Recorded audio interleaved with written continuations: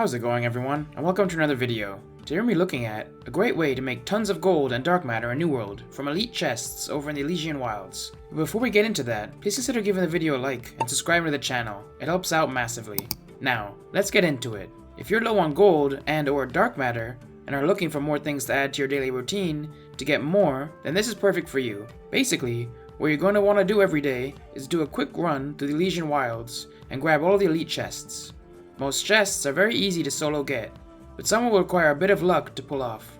Each of these chests will give you a chance at getting 2 dark matter, 1 transmog token pouch if you haven't already gotten one for the week, and great items and resources that can be sold for tons of gold. In this video, I'll show you all the routes I take to hit all of these chests, let you know how long my runs take on average, show you what one of these runs usually gets me in loot, and give you a couple of tips and tricks to make your runs easier. Like with any other chest run, luck gear and luck food can be helpful, plus being PvP flagged helps. But since the Elysian Wilds has some pretty tricky mobs, and I do this solo, I just use my best gear, because taking down a couple of mobs may be required for some chests, and the skinnable mobs just add to the run's profits. You can also throw your luck gear on for the easier chests that don't require combat, and then switch to your best gear when you need to take down mobs. Also, in order to be able to commune with these chests, so you can loot them, you need to have unlocked all of the Signet of the Beast Lords. I'll link a quick 3-minute video in the top right and in the video description that'll show you the location of all of these. There's only 5 of them, and you can get them very quickly. You probably already have some of them unlocked just from questing alone, and you can see which you still need from the documents section in the game. If you're missing a couple, but still want to go on runs, other people can commune the chests for you, but you'll have to loot them quickly before they close again. I find it easier to just get all the signets for myself. Now, to start off my runs, I like to head down to Dredged Landing in the Elysian Wilds. I teleport into the High Mounds Rest fast travel point, and make my way to chest number 1, as seen on screen. It's easiest to go through the large stone archway to get up to the elevated area, and once you're up there, watch out not to drop down off the ledge, because it's hard to get back up, and you'll have to run back around to do so. Although there are some pretty high level mobs in front of the chest, you can sneak around the back and loot the chest without alerting them. The next chest is just up the road from the first chest, and again, there's some mobs around it. You can try sneaking in, or deal with the mobs first. Luckily, since the area is so populated, there's usually people around that can help you take down the mobs. Or, I find a lot of the time, when I get to the chest, the mobs have already been cleared out. In the pond across from chest number 2, you'll find chest number 3 in the middle of the pond. This one's extremely easy and doesn't have mobs around it. Once that's grabbed, there's chests number 3 and 4 on the other side of the pond, as seen on screen. Number 3 is really easy to grab, but 4 can get a bit tricky. I tend to just kill the gorillas because their range attacks can get annoying, but if that's too difficult for you, use the large structure beside the chest to lose aggro, keep trying to sneak grab the chest. If you can't seem to get it, don't be afraid to skip the chest. Then you're going to want to head back to the outskirts of the area to get chest number 5, as seen on screen. This is one of the easiest ones of the lot. If you gain any aggro getting there, just drop off the cliff behind it to lose the aggro, then climb back up to get this chest without any trouble. From there, head to chest number 6 and 7, which again are very close by. There's some annoying mobs around, but you can sneak up on them and get them without any combat needed. Once those are grabbed, head on over to chest 8 and 9. If you follow the cliffside, you can avoid the mobs and get quite a few nice ore veins as well on the journey.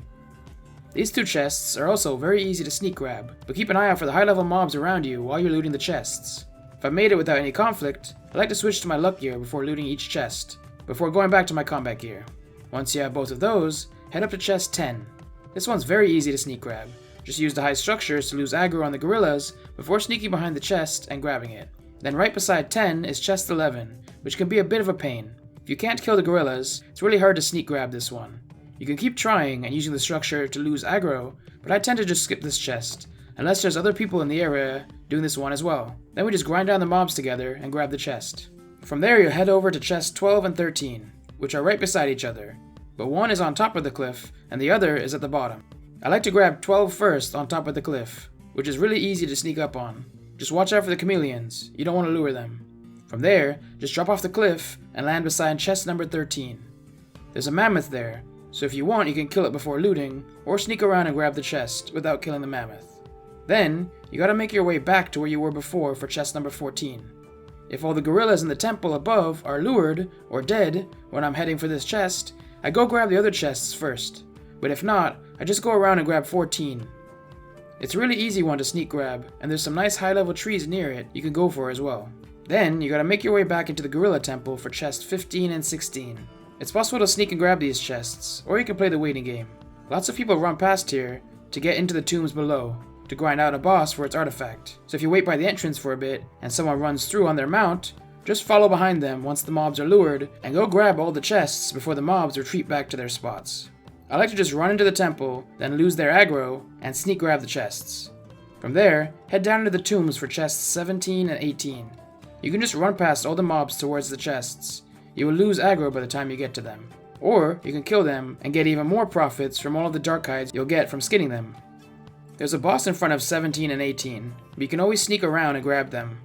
Most of the times I get there, the boss is already dead, and there's a group of people sitting around its spawn farming the artifact, so it's very easy to grab these. Then, keep on heading deeper into the tombs for chests 19, 20, and 21.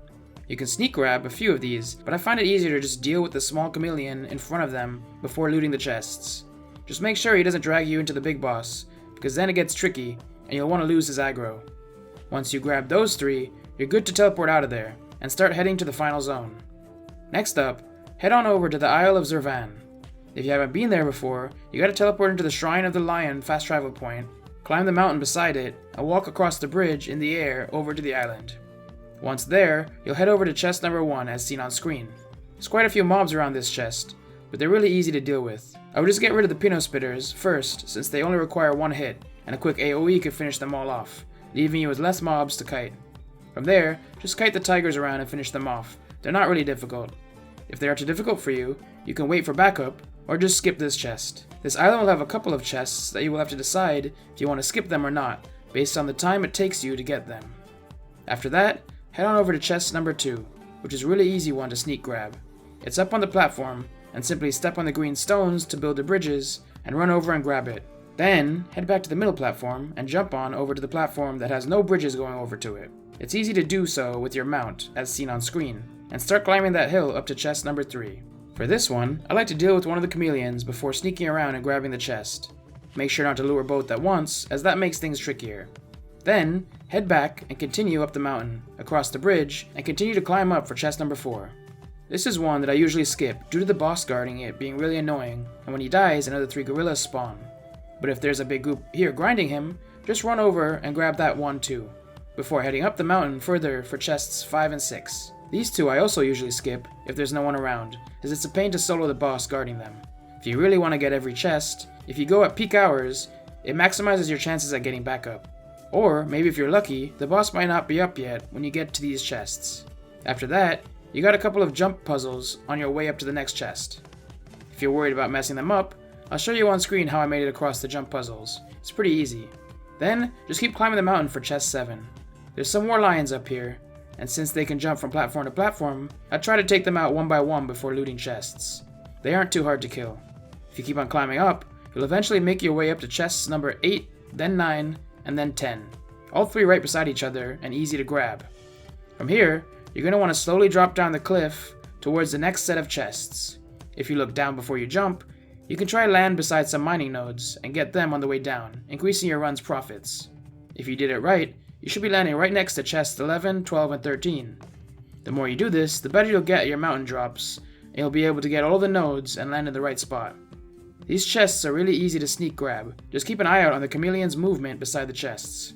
Now you're going to want to go back around for chest number 14, which is just off the beach in the water. There's a lot of alligators around it, so I like to lure them over and take a couple of them out, clearing a path to sneak through to the chest. Skinning these gators also just adds to the profits. Once you go over and grab chest 14, you're going to want to follow the path over to chest 15. This chest is guarded by a drake, so if you're not comfortable soloing it, and there's no one else in the area, you might want to skip it and just head over to chest 16 just up the road. This one is also guarded by a drake, but you can sneak around the back and grab it while he sleeps. Then, just behind that chest, up on the rocky cliff, is chest number 17, which if you move right, you can get up to without luring any mobs, and sneak grab it. From there, you can teleport off the island as you've gotten all the chests. There is one more Elite Beast Lord chest in the Elysian Wilds, over in Mahantaram's court, which only takes a few seconds to go grab. Just teleport into the trampled Throughfare fast travel point, run over to the area, enter the zone, and go grab it. You will have to have completed this soul trial before to get it though, so if you have yet to complete the Elysian Wilds main story quest, you can't get this one.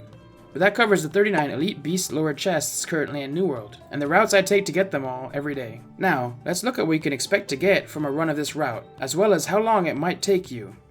The more you do these, the more efficient you will get with them. You will get better at sneak grabbing chests, learn more about which ones to skip and which ones to go for, and get better at traversing the Elysian Wilds. Currently, it takes me roughly 30 to 40 minutes to complete a full set of these runs, maybe a bit longer if I focus on gathering more. I'll show you on screen now what I got from this run. From selling all of the items alone, not including the legendary gear, I managed to bring in 1,900 gold using the Sell Now feature. I could have probably squeezed a bit more out of it with sell orders. What I usually do is use the items gathered to turn them into higher tiered mats, and then sell those for higher profits. But to keep things simple for the video, I just sold everything for gold.